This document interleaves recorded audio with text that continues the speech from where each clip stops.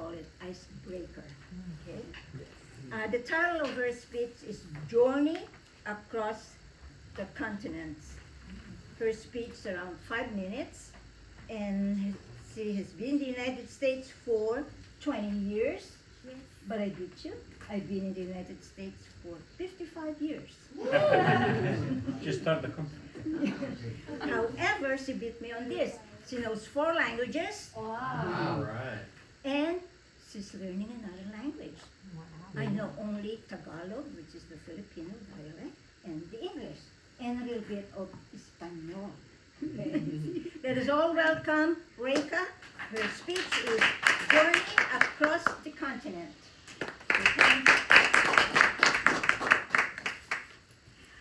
Good evening, fellow Toastmasters and welcome guests. Let me ask you questions first. So, raise your hands if you're immigrated from other country. Okay. Yeah. Born here? Oh, you're born here. All right. And who's local legends? Born and raised in the U.S.? All right. Wow. Okay. Okay. So, like some of you guys from other countries. Yeah. My journey began far from here.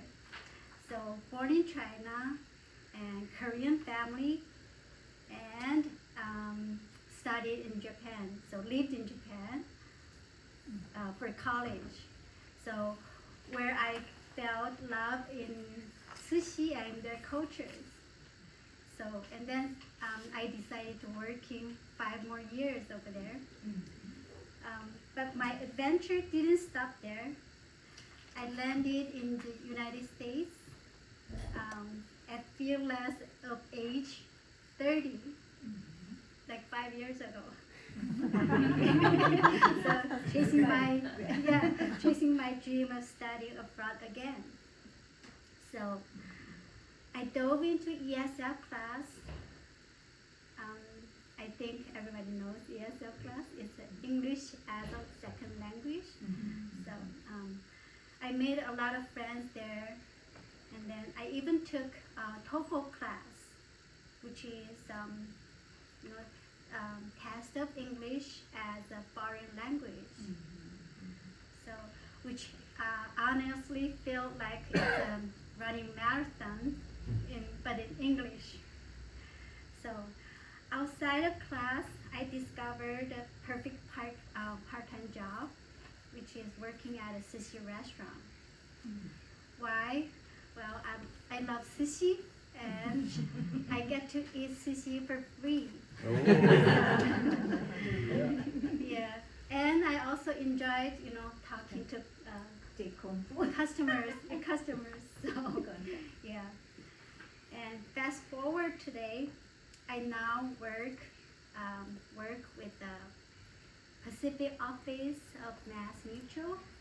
That's been in the business nearly 200 years. I have a team of experts that help me focus on working with the business owners for executive bonuses, carve-outs, and deducting those benefits on their taxes. So among many other financial services. And now I'm currently working on mastering my 5th language, which is language of finance. So when I'm not working, I love connecting with all kinds of people. I attend church weekly. I teach Japanese to kids. Recently joined the Pasadena Chamber of Commerce to get more involved in our community. So when I need some quiet time, I make pottery. I love making pottery. So I find my joy in the moments when I'm focused on creating. It reminds me God is also concentrating on shaping our souls. So why did I join Toastmasters? 3 simple reasons. First is to become more confident and effective communicator. Yeah, because who doesn't want to be a great speaker? So second is organize my thoughts so I don't accidentally turn every speech into a sissy commercial. And third one is meet amazing, inspiring people like all of you. Finally, I'm eager to challenge each of you to deliver speeches that will contribute to our club, attain President Distinguished Club. So, who's up for sushi with me? Yeah.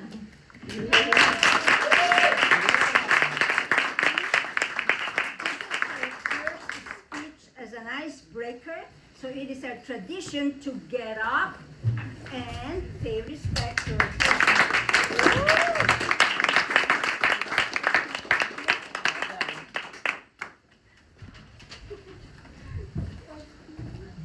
Well, our second and last speaker is our President, Joy de los Santos. The title, Joy? Yeah. The title of her speech is Choose Joy. We always chose you, though. We have lots of things in common because we had talked quite a bit for how long on the phone, right? Yeah. Well, we're both from the Philippines, and my mother, and is it your mother or or father? Both of my parents. Both of their parents, they were born in a town which is like a part of Luzon, Pampanga. So speaks fluent Kapampangan. Kapampangan. Okay, we have a lot of things in common, but let me say first the things that we're not the same. She loves to cook. I don't like to cook. I just love to eat it. And she's a great cook. And she promised me she's making this very good food from the Pampanga, and she's gonna share it with me. I will. Very good. And another thing too.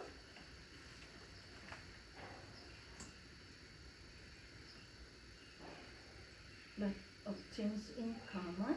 Yes. So we're both members of the Toastmaster. And we love our Filipino culture. You got it. Yeah. I love the Filipino culture no matter what. I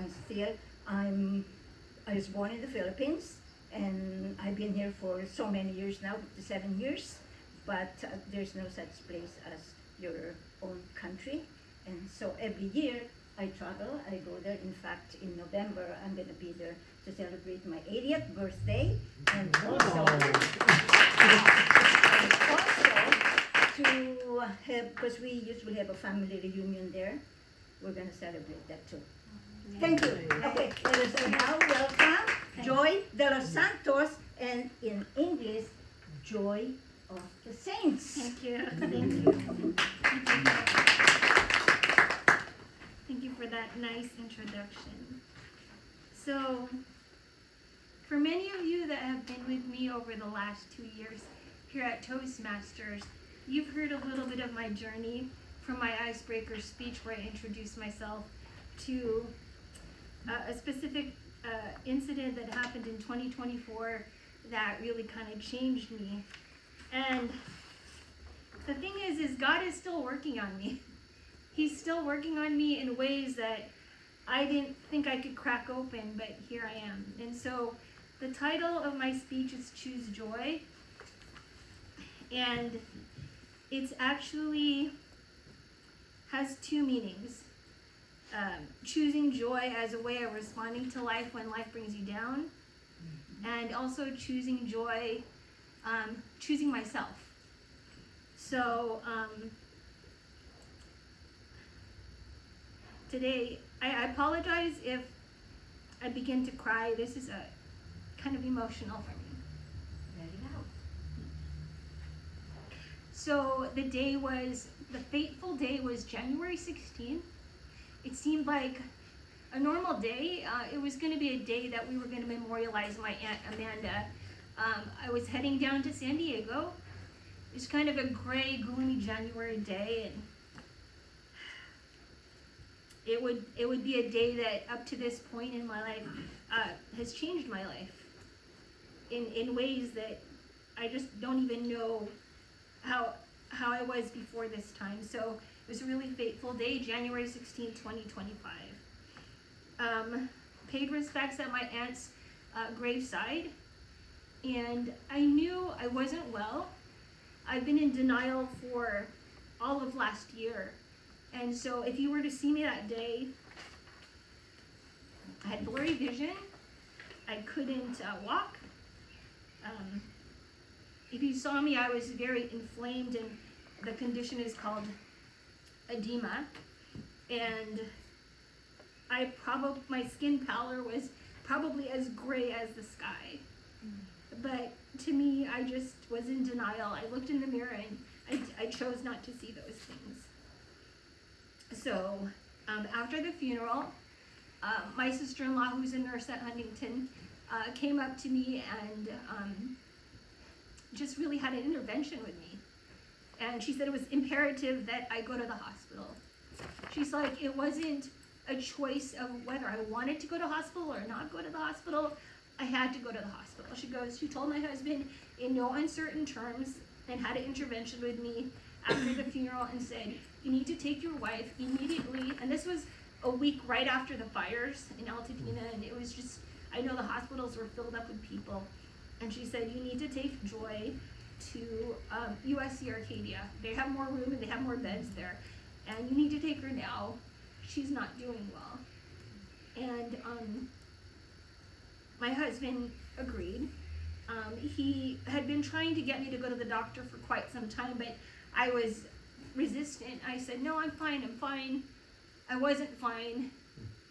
If you saw me, I mean, I'm 5'2.5", soaking wet. I think I'm 120 pounds. And I found out I weighed about almost 155 pounds when I got to the emergency room. I was waiting there for 12 hours, and I was admitted to the hospital, and it was the start of my journey. Prior to that, like the holidays were, in December, and I prayed to God. I said, God, next year in 2025, I pray that you help me to be a good person, you help me to eat right, just make better choices, and all the things that you promised yourself in January, for resolutions, I prayed to God. And he paused my life and he said, you want all those things? Here you go. He goes, January 16th, I'm going to admit you to USC Arcadia. And what I thought was going to be a 3-day stay, 5-day stay, 7-day stay, turned into a 30-day stay. I was in the hospital, and my kidneys were failing. And that was the diagnosis. I was in stage 5 chronic kidney disease. And I'm still on it, still working on it. 2 days ago, I got the note from the doctor that pretty much dialysis is inevitable and it should be started fairly soon.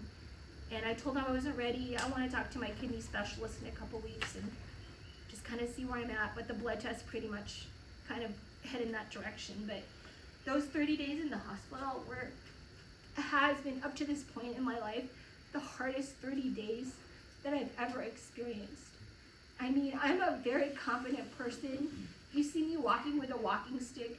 People look at me so differently now that it seems like they look at me like I'm an invalid. And 6 months ago, I was this perfectly capable person in a career in real estate, working, my job, going to restaurants with my husband, just life.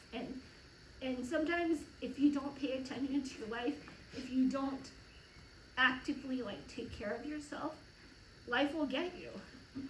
And I'm not trying to scare you. I'm only trying to tell you that you need to take care of yourself. It's imperative that you advocate for yourself, you take care of yourself, you speak out for yourself, you look out for yourself.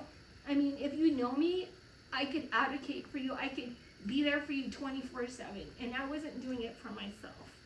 And so God is a gracious God, and when you pray, he gives you the answers to situations that you didn't even think was possible, and he gives it to you in a way that you didn't expect. And so it's been almost 6 months since my return from the hospital in early February, and it's been hard. I've lost friends because they don't know how to handle someone who's dealing with a diagnosis like mine, who's sick, who I'm not like Instagrammable and Facebookable. I'm not as fun and easygoing because sometimes I can't walk. Sometimes I can't breathe. Sometimes I need to put the oxygen machine in. Like, who wants to be with a person like that? But it's okay. I want to be with you. But it's okay. I'm learning the good habits, and I'm learning the mindset, because the thing is, guys, when you're in a situation where you're in a health crisis, you have to like dig down, really deep down inside of yourself, and you have to tell yourself that you love yourself, and that things are possible, and that you just have to, hopefully you have a faith-filled life where you have a relationship with your Creator and you could ask him every day to give you strength. And so that's what I've been doing, and every single breakdown for me has been a breakthrough. Like, when my legs are all swollen, because I kind of reverted back to like the way I was before the hospital these past couple weeks, and I thank God every single day that I wake up and I choose myself. I choose joy. I choose to take the medication. You know, I choose to get out in the sunshine. I choose to, if I have energy, go shopping for the food to make the healthy choices that I need to make. And I'm so appreciative to God for the life that I have. No matter what happens, what's the next step, God? You know, however I make it, you know, I'm grateful. I'm building resilience. And, you know, he's just given me all these opportunities to be better. It might not be easy, and it's not, I don't know what the next step is, but I'm like trying to live my life in alignment with clarity and integrity, accept my situation as it is. And I'm letting go of a lot. This is a real eye-opener, you know, for all the things that you might have experienced in life, maybe a parent that raised you a certain way, or a mindset that you have. It's like, what I've learned in these last almost 6 months is that I'm worthy, and I'm valuable, and we all are worthy. We all are valuable. You know, your life doesn't depend on the career that you had or how much money you make. Your life depends on the relationships you have. Your life is worthy because of who you are, just exactly who you are, wherever you are in your path in life. And as your new Toastmasters president, I hope that I can be of support and love and service to you, and that I can help you to see the best in yourself, because that's what was shown to me, and that's what I always want to be part of.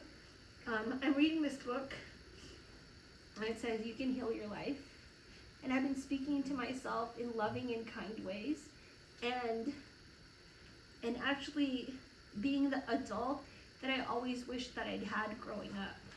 And it's a life changer. I don't know what the next steps are. I don't know if dialysis is immediately in my future, you know, but whatever it is, I'm going to take it head on, because I love my life. I love helping people, and I choose joy for myself, and just as an attitude, so moving forward I could, you know, be of service to other people, and not dim my light anymore. Just shine my light in whatever I do and wherever I'm at. And so just wanted to share where I'm at. I know a lot of people have asked, because I was gone for the club for like many months, and so it's been a hard road, but it's not impossible. And so if you guys find yourself in a situation where things are hard, it's okay, keep going. Because if I can tell you, it's like every day wake up and be grateful. Elliot asked me how I was doing today, and I said, you know, Elliot, every day above ground is a good day for me. So anyways, I'll keep you posted on the next steps and what my journey looks like, but I thank you for allowing me to be vulnerable and listening to my story. Don't you think so?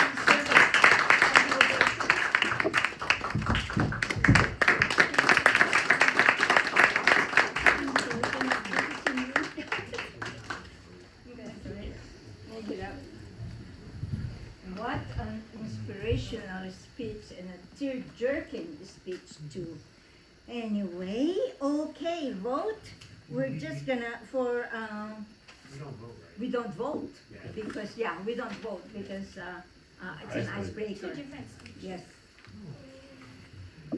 Well, it's the Turn down as time president speaker. to call on our general evaluator. We've been a member for such a long time with Arcadia Club. Elian, how many years have you been a member of Arcadia Club? That's Over a good 25? question, I really can't tell you. He's the one. I've been a member for over 20 years. You must be a member over 25 years, I right? must be. Okay? He's not gonna mention No, it. He's not gonna say it. No, he seriously does not know. Some people focus on time and age. That has never been one of my focuses. Me My too. humble attitude is, you feel what you feel. Yay. So when people ask me, or you go someplace, you gotta fill out the form, what's your birthday, and they look at me, and they just keep staring at me, and my answer legitimately is, I'm calculating it. Because that's the only time I think about it. So it's just a perspective on life. You're as old as you are, you're young as you are, that's how you feel and how you go. Amen. But the interesting thing when we go to activities, when we get involved in organizations and groups, when we have a job and a livelihood to make us survive, the question always comes back to, how am I doing? Whether it's a volunteer job, a paid job, an organization. We always want to know, am I doing the right things? Am I improving? So what it really comes down to is being evaluated. And that's what we have also in Toastmasters. It's called evaluations, to evaluate what we've done and how we've done it.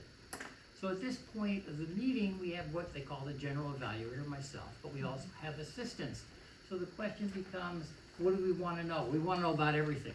But the most important thing we want to know is the people who invested a lot of time preparing their speeches, and how well did the speeches go and what did they do. So the first thing we do is we have people come up and evaluate our speakers. Our first speaker was kind enough to give an icebreaker, which is an introduction, talking about yourself, introducing yourself to the club and the other members or the guests of the evening, and to evaluate the icebreaker will be Taffy.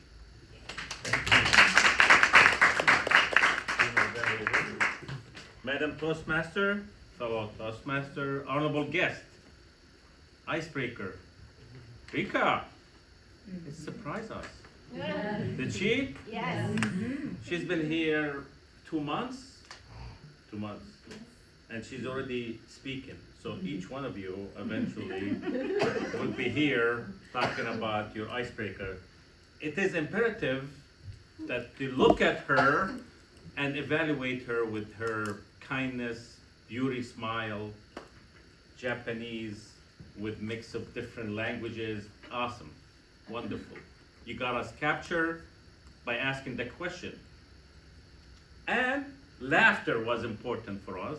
As you could see, she was giving us the questions, give us a little bit of laughter. It's important. So her language was awesome.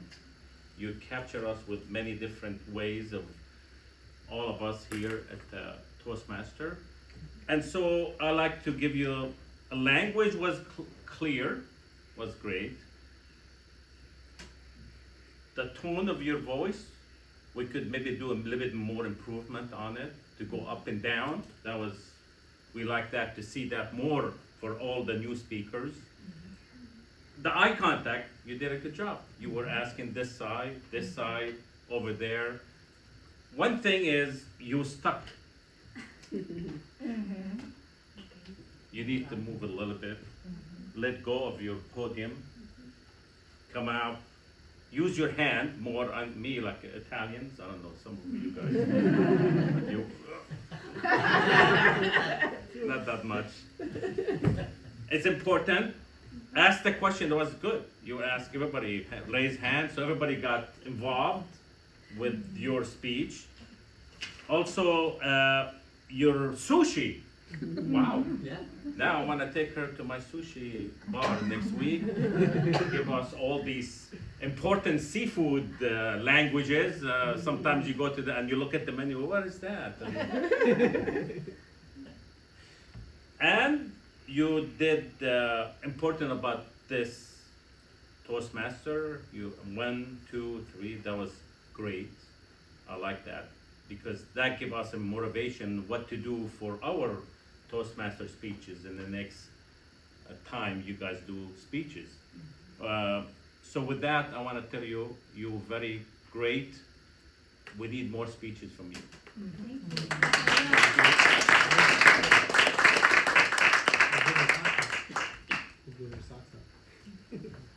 Our second speaker was Choose Joy. And to choose joy and to find an evaluation will be Julie.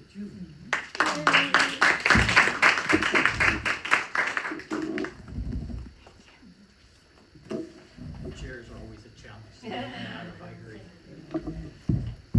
Thank you, fellow Toastmasters and esteemed guests. Joy, your speech, it touched my heart. I could tell that you were speaking from your heart. You spoke very passionately about your message, about people taking care of themselves, but yet you intertwined it with your story. Your vulnerability, you laid it all out. You were not ashamed. You said, this is me. This is what I've been through. I'm not hiding. And for somebody to be that vulnerable in front of, a group of people, you have a great heart. And it came through in your speech. Your message was, even though it was emotionally charged and very difficult to tell your story, it was clear and concise. And your message, even though it was hard to hear and it was hard for us to hear your journey at points, it was still filled with joy and hope. I thought your pace was very good. You were engaging. The speed of your speech was, I thought, perfect, but moved along at a really good pace. To me, it was like being in her home, sitting across from her in a chair, and just having a one-on-one conversation. The way that you bared your heart, it was so intimate. And I really thought the message and the journey came across so well. And it was effortless.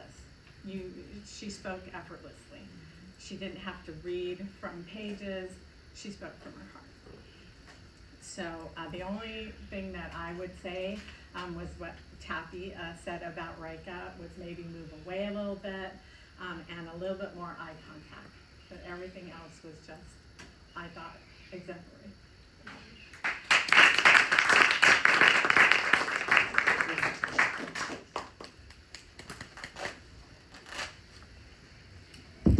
What we'd like to get is a timer's report for our two evaluators, please. So, both were well within their time allotment. Rika, I had you at 5 minutes and 2 seconds. Joy, to be honest, I wasn't sure if these, like some of these are 15 minutes or those types of speeches. Yeah. Yours was 1 minute, 52 seconds. But I wasn't sure, I made a decision not to pull the card. I don't know if that was wrong or right, but that's just what I wasn't sure if it was gonna be a 7-minute speech, but it was 11 minutes and 52 seconds. Okay. Evaluator timers? The evaluator time actually didn't. Well, since we didn't vote for the speakers, why don't we do it this way? We won't vote for the evaluators tonight. We'll keep it in balance and keep symmetry to how the whole meeting goes. In the very beginning, after we introduced Toastmaster eating, we started and worked with our guests. We talk about people who are helping us running the meeting. And it's time to find out what those people have been doing as far as what they said they would do. So we'd like to get our helpers to the counter. Elizabeth, what's the counter's report? Okay. Time's up to stand up, please, so they can hear you loud and clear. The chairs are Carlos- difficult, I agree. Carlos, you had 2 ahs and 1 so, and that's it. Kelly, I didn't hear any ahs or ums. Yay! But I heard 1 but and 1 repeat. Brady, did I say that right? You had 3 ums, and that's it. Beverly? Not bad, not bad. 4 ums, 1 well, 1 so, and 1 but.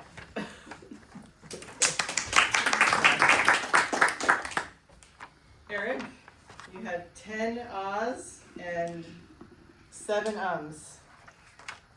Adam? You had 9 ahs and 4 ums and 1 well. We gotta get AI to take your job and stand for those words. This is not an easy job. That's not easy. It's not an easy job. That's rough. I did not know what I was getting myself into. Reka, I mean, these are longer speeches, so there's going to be a little more towards the end, right? Reka, you had 3 ahs, 14 ums. You really like the word so I have 11 so's, and that's it. So what? Joy, it was so hard to give these to you, but you had 2 ahs, you had 21 ums, 4 so's, and 2 likes. Elliot, I didn't know anything from you. But you're a pro. Taffy, 3 ahs. Julie, 1 ah and 5 ums. Did anybody tell Elizabeth? Between an ah and an Oh, yeah. Well, if you can kind of hear. Okay, but I mean, they mean the same thing. Yeah, I know, right? Synonyms. That's what my take of an ah and an um is, I guess. It's spelled A-H. To indirectly answer your question, it's called a filler word. So rather than pulling our thoughts together, figuring out what we would say, we keep stumbling along with ums and ahs and you knows and how does it goes and this bit. And what I find to me magical, silence is golden. So if you do nothing but say nothing, let your mind pull it together, you can never speak as fast as you can think. And when you try to do that is when all the fillers start to come in, because you're just trying to talk and fill time. What if she adds seconds of silence to that? But silence is not a normal part of speaking. It's not. Oops, It's there's not your that. ah. There's my, but that was a different kind of a. But anyways, so That's a for Marianne report. You want to do it up here? Excellent. I want to give a standing ovation for all of you who have used the word of today, which is imperative. Brady, Tivoli, she said it's imperative to keep cool. I forgot how you used it, Brady. Joy, it's imperative I go to the hospital. Taffy, it is imperative you evaluate her. Improper or grammatical uses and suggestion. Kelly said, I don't have bugs. So I looked up a suggestion. You could say, I don't have a bug problem right now in the house. Or, because since the house was burned down, sorry. Adam said, Adam had a good description on summer. It is very, very, very, very, very, very, very, very, very hot. So I asked ChatGPT, what is another way to say this very, very, very, very hot? So it suggested, it's so hot I could fry an egg on the sidewalk. It feels like I walk into an oven wearing a sweater. So anyways, those are the two suggestions. I also have a lot of wonderful inspirational quotes and thoughts and saying. Tivoli said, "Summer heat makes me feel confused." I thought that was very well said about her experience with heat and coldness. Adam, oh, very, very hot. Rika says, "I get to eat sushi for free." I love free stuff, so I thought that was a great What is the saying. address? Yeah, to your house. And she also said God is also working on shaping our soul. I thought that was so well said. Yes. And Joy says, "I am building resilience." I thought that was nice. Elliot said about age, well, you feel how you feel about how you feel. I thought that was nice. You said a lot about how you feel about age. And Julie, I like 3 sentences that you said. For someone who is vulnerable in front of people, and I thought that was very well said and very well described how Joy is always very vulnerable in front of us. It was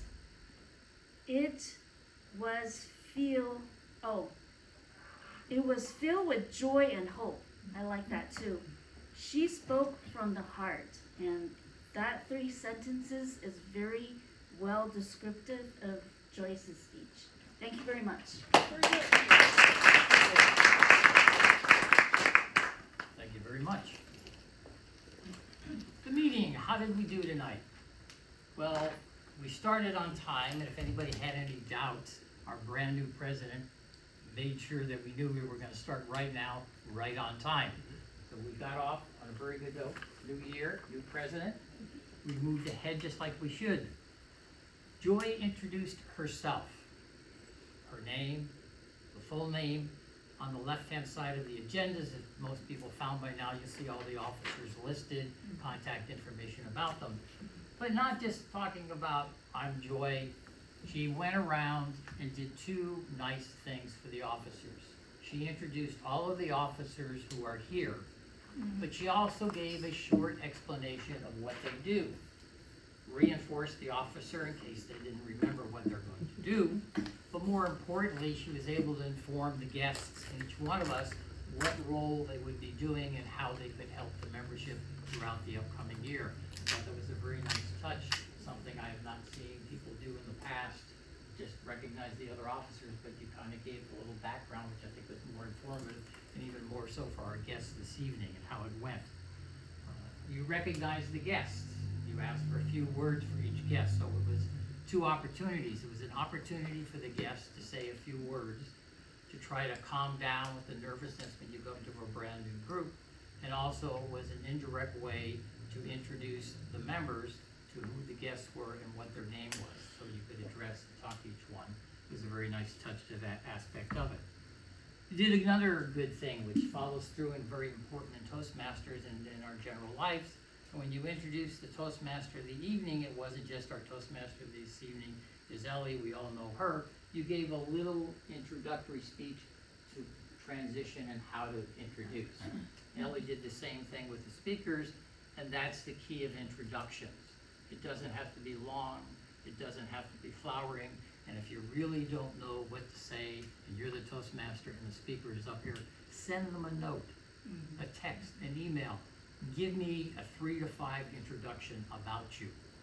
So when you come up here, it's 2 things. It's something the speaker is comfortable about, you've already got it prepared, and it's not a long, go on forever, just 3 to 5 sentences. But it makes the transition, and it's something at all activities and all types of meetings that we normally perform, and it's important to learn to do it. And as I always say, this is the place to learn, this is the place to make the hiccups. Then we transitioned to table topics by Grace. Interesting, the table topics is a good, easy subject to talk about. You started off really interesting from the get-go about summer memories and talking about taffy. Then you did or did not like taffy, and then you opened it up and Carlos jumped on it because he wanted to speak. He's got Toastmaster experience in another club. And then it was kind of like, well, who do we go with and what do I do now? It's a lesson we learned. Think ahead, stay in control, make sure you're doing it. And Carlos gave his response. And I found out of Carlos became the word of the evening. It was imperative that we all be in unison, because every speaker followed a similar trend in unison. Carlos came up here, held the agenda in one hand, his left, held a pen in the other, and I kept worrying about getting stabbed on this side. I'm sitting there with that pen waving around and moved around and used that. Great smile, good voice, could hear you, easy to listen to. Then we got to Kelly with bugs. Nice smile, you must like her, may not like bugs, but everything was in unison. Both hands moved together. The windows were open or out. The bugs came in, I swatted them and did what I wanted. So it's kind of like Carlos had an idea, I'll keep it going. Then we got to Brady. Same thing, hands in unison. It's up together, and here's where we're gonna go. We're gonna go down there, or they stopped completely, but all right, we went this way, and we did that type of stuff. And it sounds like he's repetitive. Beverly got up. Her hands were the same way in unison, but she was a little bit differently because physical therapy, whatever, she could never raise them above this level. So they just kind of worked down here, and the elbows never got beyond a 45-degree angle. And that's how she went. Except when you talked about the high and the low temperature, it got high on this side and it came up here, and then other times it got over here in this higher temperature. That was the only time they did move exactly the same way and stayed very low. It's challenging with this. It's box sometimes, but you got it just above the top so you can see with it. Eric, together, but yours were all small and tight. So you liked the way she had her elbows in, you kept them even tighter, and you just worked your hands back and forth. I wasn't sure if you were praying or just rolling them back for each other. So it's how it works. Adam didn't like what anybody else did, but he liked the unison concept. So it's out on the street, and we've got this big party, and everybody's got together. Or they go like this. Everything was exaggerated, but everything was in unison again. Except you stopped in the middle and had a thought, and you did one of these. And I thought, I'm not sure where he's going to be going with the next gesture on this whole subject. And then you went on, made a point, and you did the famous hands in the back, which means I'm pushing myself up here so I don't back too far away from the crowd, and I haven't figured what I want. When I found the right distance, then I just decided to cross them and hold them in front of me and keep them here for the next 30 seconds. Hands, everybody, magical act. When you were asked the question in the icebreaker, amazing how many people could put up one hand or the other hand to figure out where they were educated, where they came from. So you know they work independently. It's a little thing. They add much more emphasis in a speech. Occasionally together works, but not constantly through a 2-minute response at what's going on. We use and talk about a timer and a report and voting, because two things. We want to learn timing, keeping things concise, whether it's a 5-minute speech, a 12-minute speech, a 15-minute speech. You pick the time if you're giving the speech, but the goal is to stay within that time, because if you give the speech or you're in activity and you're talking for 15 or 20 minutes, or the first guy goes on forever and ever, and they come up to you, you're the third speaker, they say, I know we asked you to give us a 15 to 20, but the people in front of you have been so long, could you cut it down to 8 to 10? It becomes challenging because 15 was the real winner speech, and now you got to do it in 10. But that's also why we learned the timing, and we asked for the timers and vote to get the best response. The table topics, we got so excited about what was going on, we decided to not ask for a timer's report or the vote at the end of it. It's one of those little hiccups, but it's part of the agenda. Table topics, you're responsible for this thing. It's something Grace rarely, if ever, misses, but it happened this one particular time to it. You vote for the 3 sections. So it's the little tiny things, once you get comfortable giving the speeches, that starts to make the difference in truly running a meeting, running an activity. The introductions were very good, like I said earlier, with Ellie and how they went, so we learned that skill and that thing. Two comments, last comments. You pick the time as the speaker.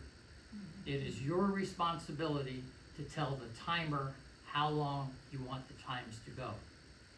If there is no icebreaker of the evening, and you're the timer, and you read the little guideline, please don't waste your time talking about an icebreaker speech and how we're gonna time it. So just don't blindly read the introduction that's typed there. It's a generic. We're at a specific meeting, so take a look at the crowd, look at the agenda. If there is no icebreaker, if you aren't sure, ask the Toastmaster. Skip the icebreaker timings. It's meaningless because we don't have one. Tonight we did, I agree. So that it's just the little tiny things. We give great speeches, give very good evaluations. For more than the majority of the people, now it's time to start working on the little fine other items that make or break it, not just here, but in life and other activities you get involved with. A good meeting, worked well, very good start, doing a good job as the incoming president to be, good Toastmaster, good introduction to everything. We all enjoyed it, the pace has been nice, and I'll get out of here so we don't drag it on too long. Stay here. Madam Toastmaster. Okay. What do you think? You deserve it. Get up. Oh my God. No. Yes, you do. Yes, you do. No, thank you. Oh my God. This is a great general evaluator. Count on it again, Elliot, for next time.